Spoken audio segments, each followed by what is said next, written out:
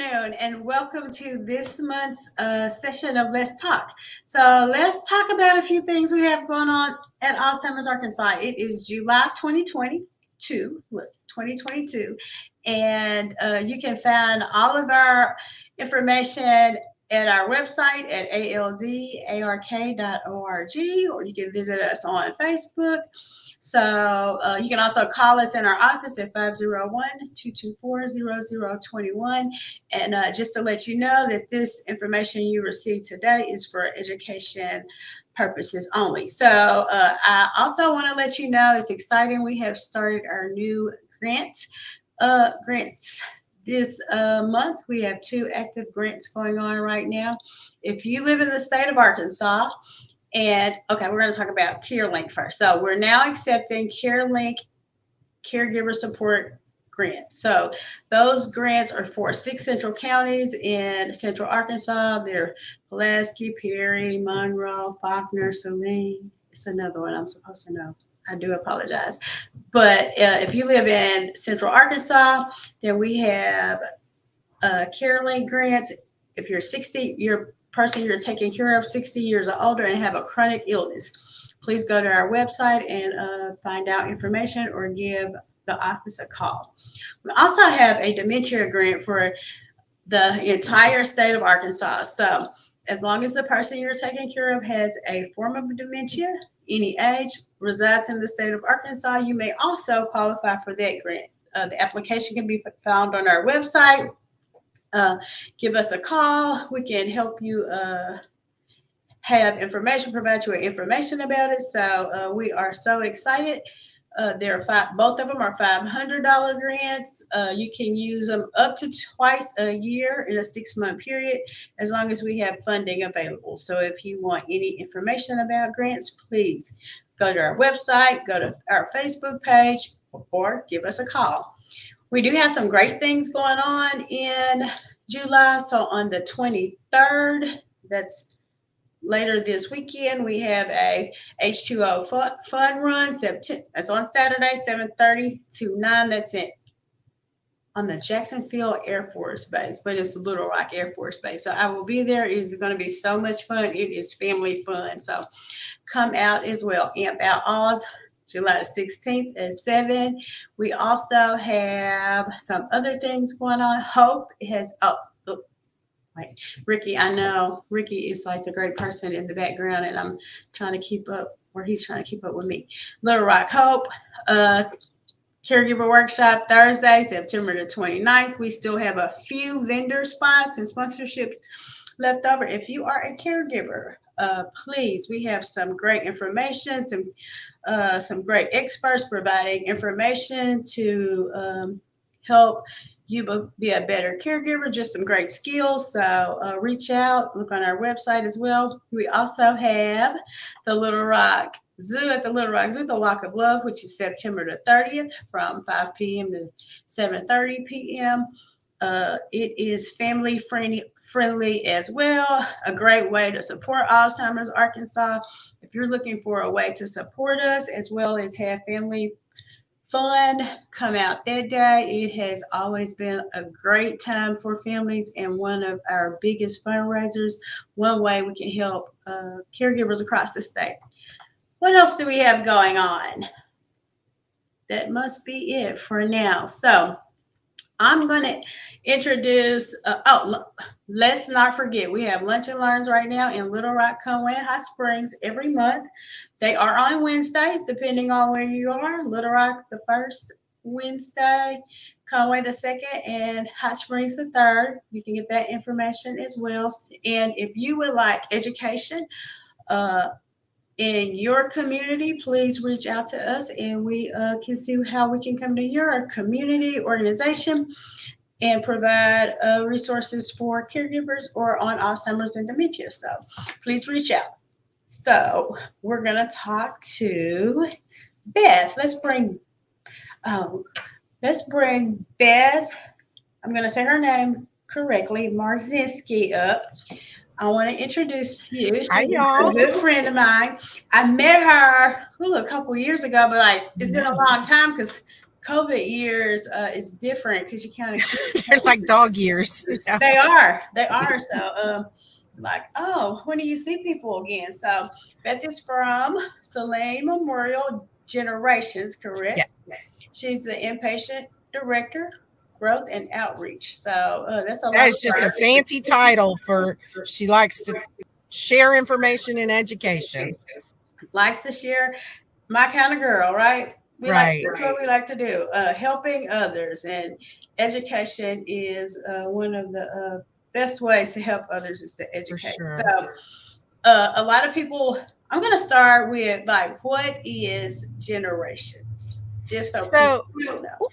I love that. So Generations is a very small little inpatient hospital unit for folks who are really struggling with um, behaviors that affect their daily living. So typically physicians or social workers or other people involved in the care of someone with Alzheimer's or another form of dementia will be able to manage a lot of it outside of the hospital setting. But when safety becomes an issue or sleep patterns become so interrupted that nobody's getting any sleep, or medication changes aren't fast enough and the environment needs to be safer, those are all reasons that someone would come to Generations, where it's a safe, secure setting.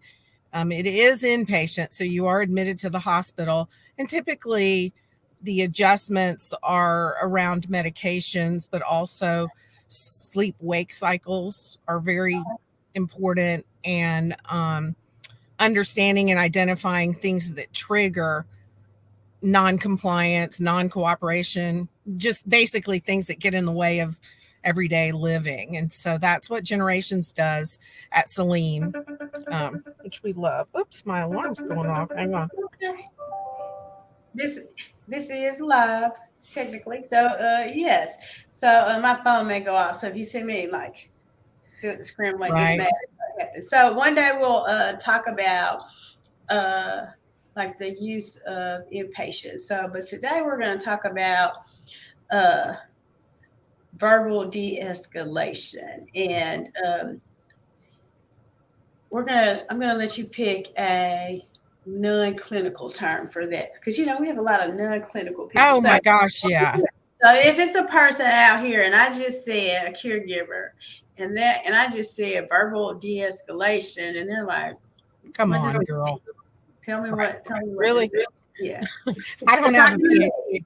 Yeah, and so what so really that is the phrase in the hospital world, the law enforcement world, that they use to calm down.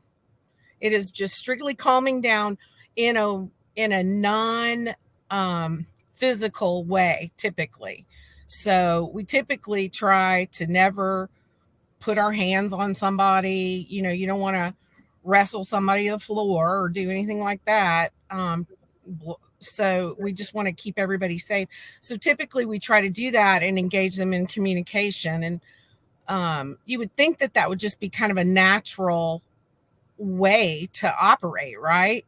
But our human nature, our kind of fight or flight, which is a whole nother talk, gets in the way of that. And so our we have to practice calming ourselves down, and then calming, our goal is to calm the situation down, calm the person down if they're upset, or just calm everything down, because then some other decisions can be made in terms of safety and next steps and things like that. So when I talk about de-escalation, I'm talking about literally what the picture in my mind is: going down an escalator.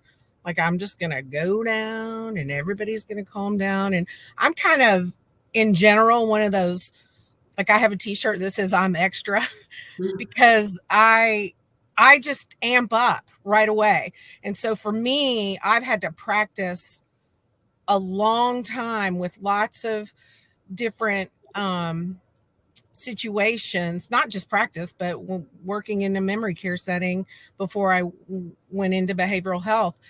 understanding that my attitude, my intensity is the trigger. And so that's kind of where I wanted to get to. And one of the challenges that you and I were talking about earlier was when a lot of times we can control that in our own homes, but when we are not in our own home, it becomes a whole nother world. And then it's complicated if we all have to wear a mask. Heaven help us. But in emergency rooms, physician offices, even grocery stores or things like that, where it's not a typical setting and there are lots of other environmental things, we just have to be able to try to anticipate how our loved one is going to see things through their mind's eye, if you will, and then also sort of try to anticipate that. So it makes it, I mean, I always say the caregivers have a little, Wonder Woman cuffs or Superman t-shirt because they're just amazing. You got to be a scientist and a police officer and a teacher and a therapist all rolled into one. So the one thing that I learned about communication a long time ago, I worked in a behavioral health acute outpatient setting. But the one thing I learned about communication is number one is we probably all think we're good at it and we're not as good as we think we are.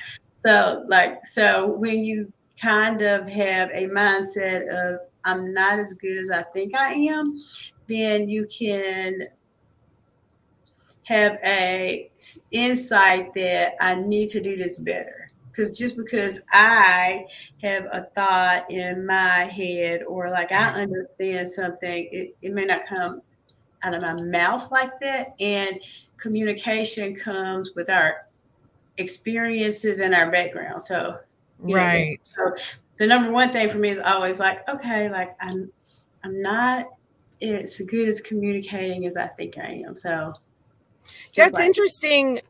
I've spent a lot of time in this last 6 months learning about, emotional intelligence and things like that. And I think that I'm a good communicator. I do it for a living, all that stuff. But what I have to really work on is how what I'm saying lands with you. Mm-hmm. Right. And so I have not really communicated until I can see that you either got it, you're blowing me off, I've upset you. It's not enough for me to just keep going on, which is something that, I really try to work on. And what I know is in our worlds where we're working with our loved ones, we don't even know that we're just trying to reframe reality, trying to say, no, today is Thursday. We don't go to church on Thursdays. Like we're just so caught up in the reality of it all that we don't really understand how that's landing.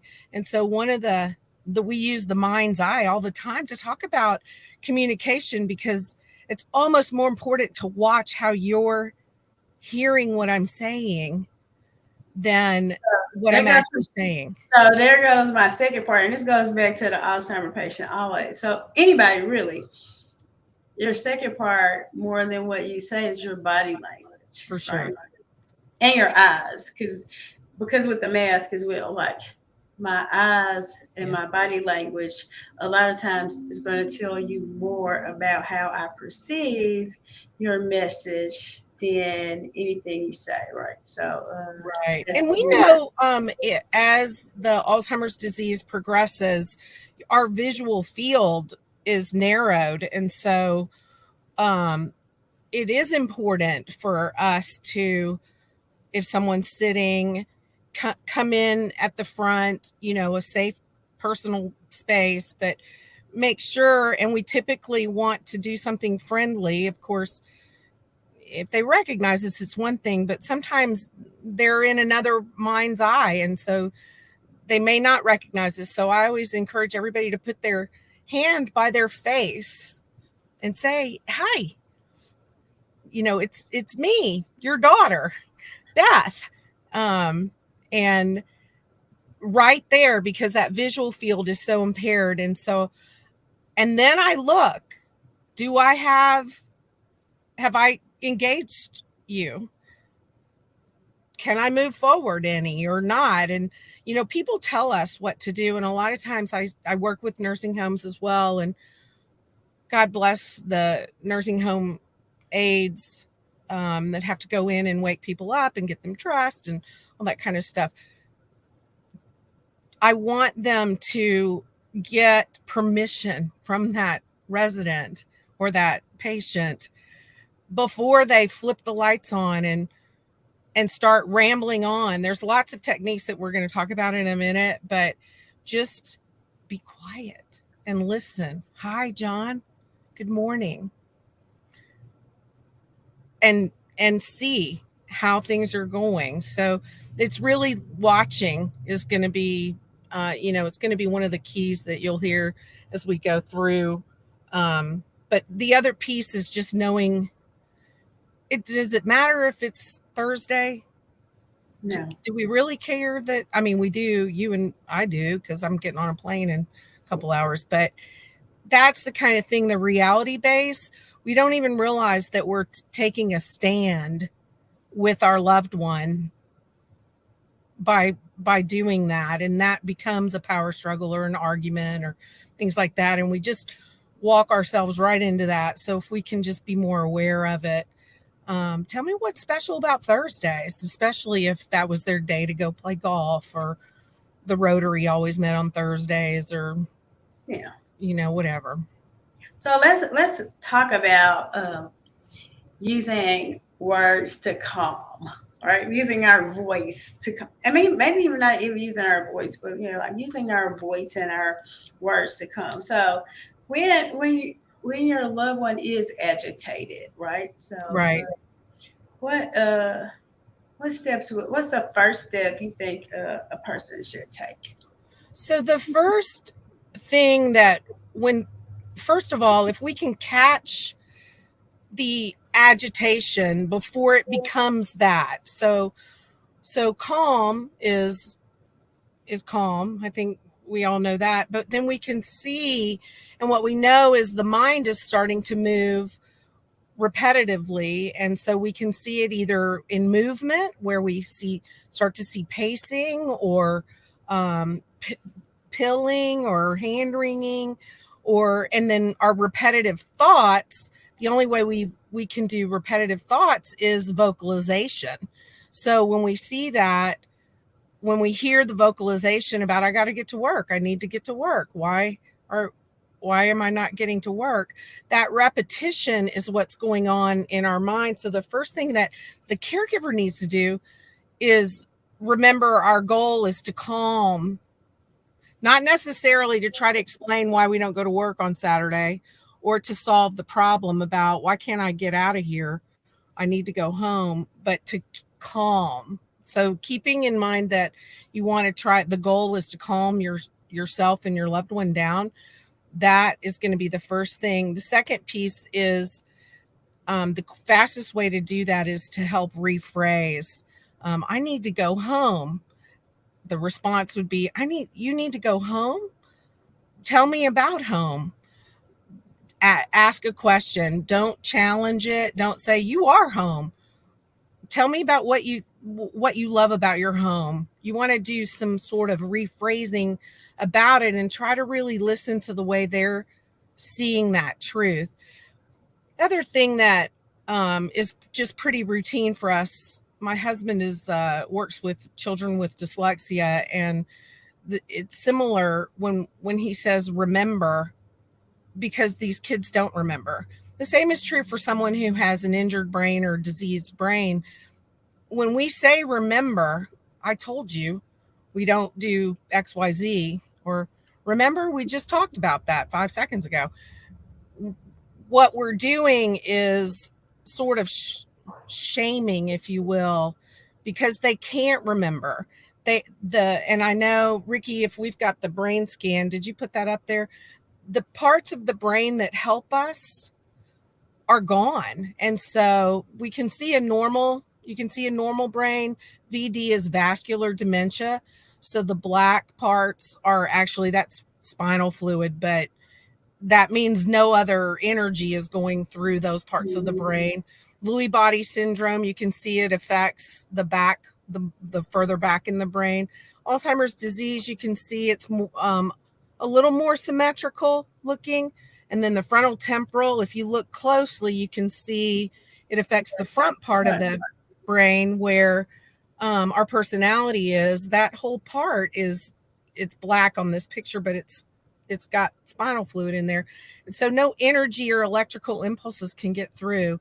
And that's people doing the best they can to communicate. So when we say remember, or I just told you, I literally just heard a wife say to her husband, do you not see the exit sign?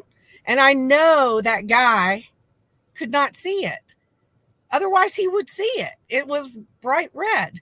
And so helping people understand that, and not setting them up for increased agitation where they know they're not themselves, but now you've just told them that they're not behaving as sharp as they once were. That's just going to increase the agitation. So remember, the goal is to stay calm, and then you are going to have to use some combination of what we call validation, which is looking into their mind's eye and responding appropriately to whatever it is that they're saying, versus this kind of reality orientation. And again, what we recommend is the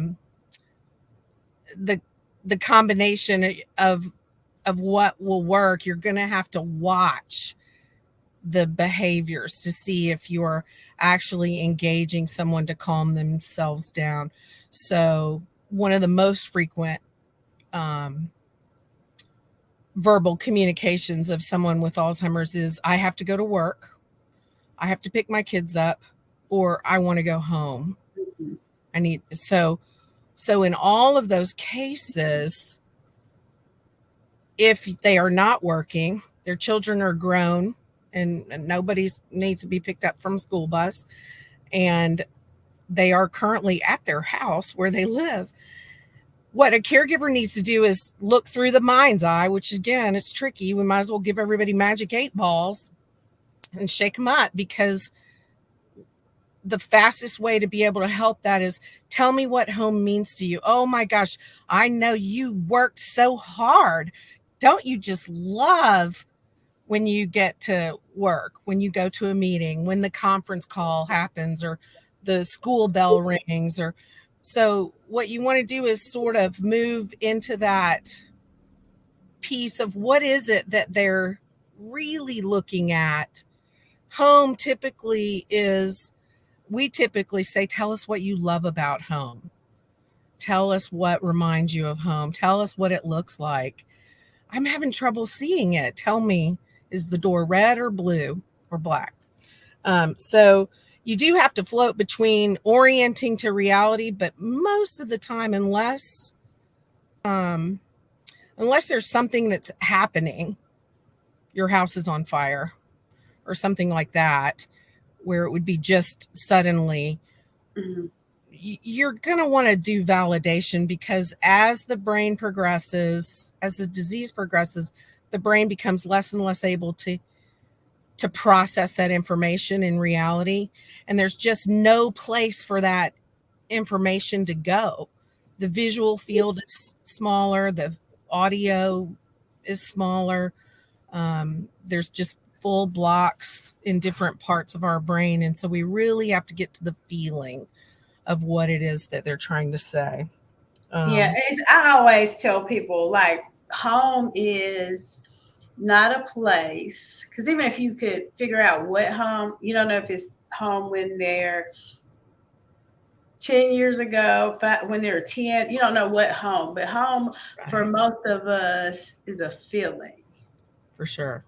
Yeah. When we think about going home, it's the security, like, oh, if I could just go home. Because like, even for me, home is not where my childhood home is kind of like where my mother is, because my mother provided that safety. Right. So it's not like I'm not going to go home to where my house was when I grew up. She's not there. So when I'm like, oh, I'm going home, I'm not Right.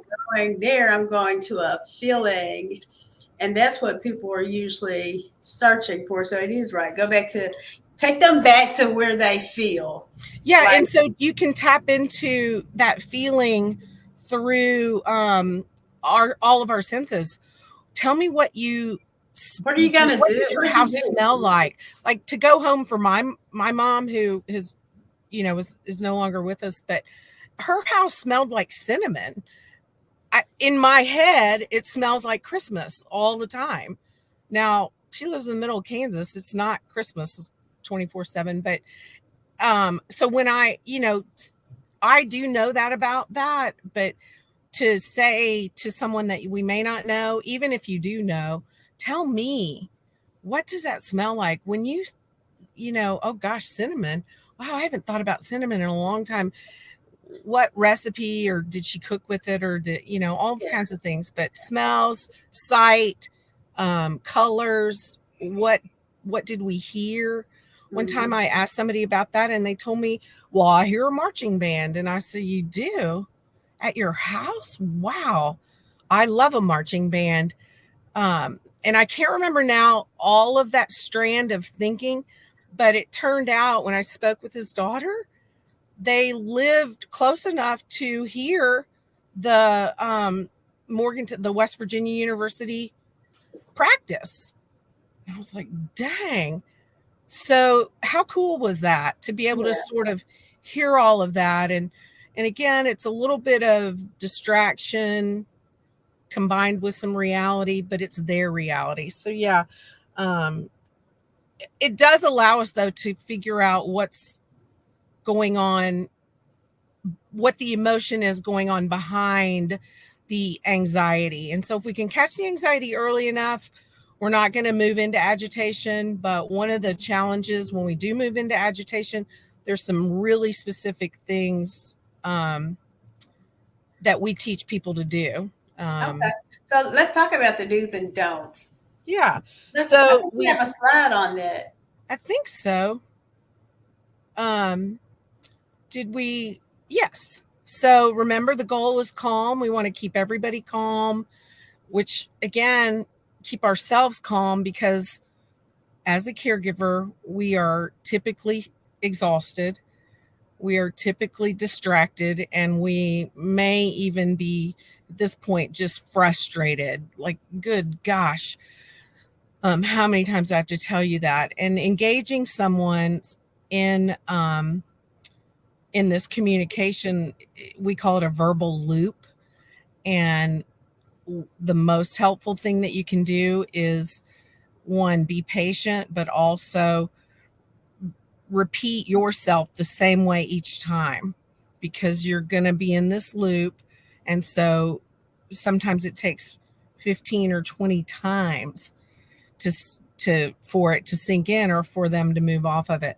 But that loop will help calm down. Particularly as humans, we typically match the emotion that we're seeing. So if we got someone calm in our verbal loop with us, we're going to naturally calm ourselves down. The choices and the alternatives is, okay, I totally get that you need to go to work, but I need you to help me back here. Give them another choice. Agree with what they're saying, but then give them another choice. And typically you want to move away from the door or move into the car, whatever you're trying to do. You want to phrase it in short sentences so that they appear to have some control. I mean, that's what agitation is I'm not in control. And so again, your goal is to try to help them get back some control. And we know we can do that when we are making a good choice. We may not like our choices, but at least we can make one of them.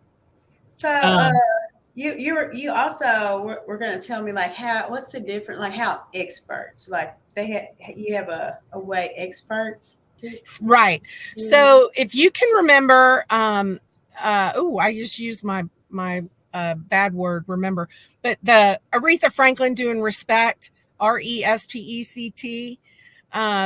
We That's how we teach it. So the first thing we want to do is respect the personal space of someone. There's nothing worse. And again, if you just remember how you feel when you're backed into a corner, either physically or emotionally, it feels that way. So we ask our caregivers to just respect that personal space. We ask for it to be 2 arm lengths away. We don't want to be right close if we can help it. And then we also need to always be aware. This goes into a little bit more of anticipation, but we need to be aware of our surroundings because impulse control, as we know, is something that typically goes away as the disease progresses. And we don't want any harm to come to anybody. We don't want them to pick up a lamp and swing it or anything like that. So presetting your environment will be helpful, but at least if you're aware of things that could be used, that's one of the first things is respect the personal space. The E in respect is to establish verbal contact. So again, this loop is going on in the Alzheimer's or dementia person's mind. And what we want to do is enter that loop with them, right? So that we can become a part of that. We can't help them calm down if we're not in that world yet. So establishing the verbal contact is the next most important thing. So safety, and then establishing verbal contact, not physical. Remember, you're going to be about an arm's length away, and in their field of vision. The next thing is the S, RES, is speak in short, simple sentences. And this is the most difficult thing to do. I would encourage everybody right now to try to tell somebody that they're going to wake them up and let's get breakfast in five words or less. So it's only hard for women. Oh, for sure. Not for me. Right. So, let's get up. So yeah. So I've had a number of caregivers, and like women, like they're not can't get my loved one, my husband, whoever to respond, to communicate, and then but they're like, but when my son comes home, but it's so much better because they are few words. So like sometimes they don't even say anything. You just like get up and they walk. You know, they're not talking the whole time that they're walking somewhere. Women, you know, we like for sure.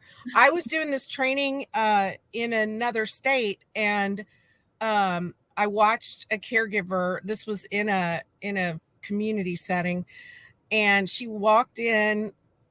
She immediately started talking about what a beautiful day it is. Oh my gosh, this is going to be beautiful. Let's get these curtains open. Are you ready to get up? And I was like, holy smokes, that is way too much information for a lot of people in the morning. I happen to be an early bird, but it for sure is someone who is processing differently. Mm-hmm. Just stop. If you are going to open the curtains, I'm going to open curtains. 4 words. And I don't know if you say that. It's like right. Just right again. So let's go eat would be a better sentence than are you hungry? What you thinking about for breakfast? Do you see the difference? So short, simple commands. And a lot of times let's get dressed is a big umbrella command. And what we need is sit down, right? Or whatever you do to start your routine to get someone dressed. We need to break that way down. I mean, you can just say shirt, pants, like you can just say what absolutely. You're working. Yeah. So yeah, women, we have it harder. You have to practice it a lot, and it is not an easy thing to do. But nonetheless, specifically be very short, simple sentences, very calm. So that's the RES. And then the P is what you and I were talking about earlier, this paying attention to what they're saying. So if they say no, no doesn't mean no. I mean, in almost all settings, there's hardly a time where it doesn't mean no. Maybe if you're offering me pizza and I said no, but I really do want the pizza or something. But in general, in our context, what we want to do is understand that from what they're saying. And so that rather than seeing it as resistance, respect that and say, okay, man, no means no. And then I typically train folks to leave the room, actually make a physical break, or at least change your own position. Sit down. If you're standing, stand up. If you're sitting, move somehow to try to break. Again, you want to enter the verbal loop. So you can't communicate if you're not in that loop at all. So you got to try to move into that and pay attention to what they're saying. The other thing is, again, that kind of gets into that power struggle, that it's just so natural for us to say, what do you mean no? We've already talked about this. Catching ourselves in that is just so critical to not triggering more agitation. So if there's a way to not engage in the power struggle and just say no. Sometimes I sing no. There's, a couple of songs that have the word no in them, or whatever, if I'm doing a rephrasing. And so just again, at this point, I'm trying to enter the verbal loop. Like, where can I connect? And paying attention to that piece of it. So I'm at RESPE. Expect a positive outcome. So one of the things you and I have in common is we're just optimists in general. So it's a little bit easier for us than someone who, is exhausted, is tired. But you've got to expect a positive outcome. Your attitude is the most important tool you've got when you're working with someone that won't cooperate. So again, remember, they're processing much more of our body language and movement than they are what we're saying. And so being able to be positive and stand in their line of sight. Also, we recommend that you keep your hands in a really neutral position. Again, sometimes, depending on what the worry is, they're wondering what's going on with your hands. Depending on what type of dementia it is, sometimes Lewy body will lead to a hallucination that I don't have hands. Yes. So, very different than Alzheimer's, which might lead to more suspicion. What do you got behind your hands? What's in your hands? So we always ask that we keep our hands in the front so that they can see them and keep them calm like that. But the attitude is everything. And the fact that we are going to get this done is really one of the most important tools to try to remember the positive outcome. We didn't really talk about, but at the very beginning, before we start with the respect the personal space and all those things, we try to decompress whatever it is that's going on. So if you have to get your loved one to a doctor's appointment, which means you've got to get them up, get them dressed, get them in the car, get them out of the car, get them into the doctor's office. There's a lot of steps involved in that. So if things aren't going well, we suggest that you call the physician's office or the eye doctor or wherever you're going and decompress yourself, because it's just going to ramp up, and typically it's not going to end well at all. And so if you can remove that, or if you think, what is the worst case scenario? So what? We're 20 minutes late. Okay. It is what it is. And that's just really keeping ourselves decompressed is going to help overall being able to remember to respect this communication process. But the positive outcome is part of it. What else is RESPEC? The C is for choices. And this gets, again, it gets so tricky because they have to make sense. So let's say, remember my thing about I've got to go pick my kids up at the school bus. I need to go to where the school bus goes. I got to get there. The choices, so now their mind's eye, first of all, if they're 82, how old do you think they are, Carolyn, when they're saying something like that? Probably 30. Yeah, 25 or 30, right? Yeah. They think that, so in their mind's eye, they're 25 or 30-year-old, right? And so now for us, we need to do what makes sense then. Oh my gosh, the school called, the buses are running late. We've got a little bit of time before they come. I'm so sorry, I forgot to tell you. Or they're holding all the children. The weather's going to get bad. So they ask. Don't tell me that. That might make them nervous. Well, yeah. Don't do that. Not in this. Don't do that. Yeah. Like you might say though, what time are you supposed to pick them up?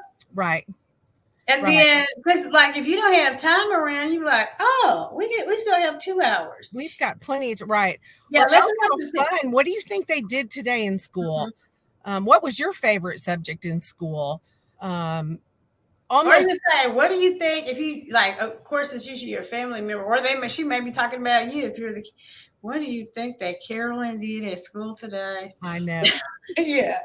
That's so that is the piece with the choices. Again, we're just trying to give some control back. So a choice of, okay, we can go do that, but I need you to decide, do you want to wear these shoes or these shoes? Yeah. Or there needs to be some sort of distracted alternative as opposed to what we would normally do is say, Mom, you haven't, nobody's coming home from a school bus, so we don't want to do that piece of it. We just want to figure out where they're in and what age they think they are, because that has a big impact on what we might say and chooses their alternatives. Cookies. Oh my gosh, if they're coming home from school, we've got to get our snacks ready. Something like that. Let's go do that first. It's again, it's not an easy thing to do. Remember the Wonder Woman wristbands and the Superman cape. The last thing, RESPECT, we talked about this kind of, it's been woven through our conversation, but time is another really critical tool. So just like our barbecue, low and slow, that is the key. And we want to slow our words down. We want to speak in a lower voice. We want to take the time we need. So again, just because we have a 1 o'clock appointment and it's 12:30, that is a concept that we know, but our loved one doesn't. And so we have to kind of remove that pressure from them in terms of time, because it amps us up. We need to recognize, and this is, I think, the part that I train the most when I go to emergency rooms, is each verbal loop takes about, let's just say it takes a minute. And let's say it takes 10 of them, right? So 10 minutes, nurse, versus 5 hours of escalation. If we can get them to slow down and them to take, what they're used to is 3 minutes, 4 minutes. If we can get them to slow it down, though, they will know that the time on the front end is going to really pay dividends on the back end. Typically, again, we're matching their behavior and their physical movements. So time is probably one of the most important things we can give ourselves when we're trying to help someone calm down. Oh, so Beth, so I'm going to kind of wrap this up, but I guess I can hear you say, use respect to verbally calm down Come on, your Carolyn, sing it for me, girl. agitated loved one. You're not going to sing it for me? No, I can't sing, but I can say, use respect. Yes. To verbally calm down your agitated loved one. So look at that. So that is very, very, it takes practice with some people, and just always just be patient. Yeah. Use your last one, time. Be patient and use time. Right. So keep coming at it. Be patient and persistent, because not everything works every time. Exactly. Yeah. Yeah. Right. It does not. Yeah. So I want to thank you. I mean, you're traveling today, and you stopped to talk to me, and I really appreciate that. And I hope to see you soon when you get back to Arkansas. I know, me too. And I just really appreciate the chance to talk with you, Carolyn, and connect with the folks that we're trying to help. And just know that if you need help, I would just encourage you to touch base with Carolyn, call Alzheimer's Arkansas, or you can call me at Celine Behavioral Health. We will help you. We stand ready and wake up ready to try to serve you and help you make your life a little bit easier and better. So thanks so much for having me today. Yeah, thank you. And the great thing about this is it's always, on social media, on our Facebook page, on YouTube. So thank you for joining us. And I'm just going to talk about a few things that we always have going on here at Alzheimer's Arkansas. Of course, we have Let's Talk every third Thursday at 2:00. We also have Lunch and Learns in Little Rock, Conway, and Hot Springs. They're on Wednesdays of every month. You can go to our website for support groups in your area. We are trying to provide the best support, resources, and education to caregivers across the state. We also have 2 grants that's active at this time. We have the CareLink grant, which is for 6 central counties in Little Rock, as well as the dementia respite grant. So if you are looking for respite grants across the state of Arkansas, please go to our website at alzark.org/grants, or give us a call in the office at 501-224-0021. And until the next time, hey, Beth, we're going to talk, okay? You're amazing. Thank you so much. Bye-bye, y'all.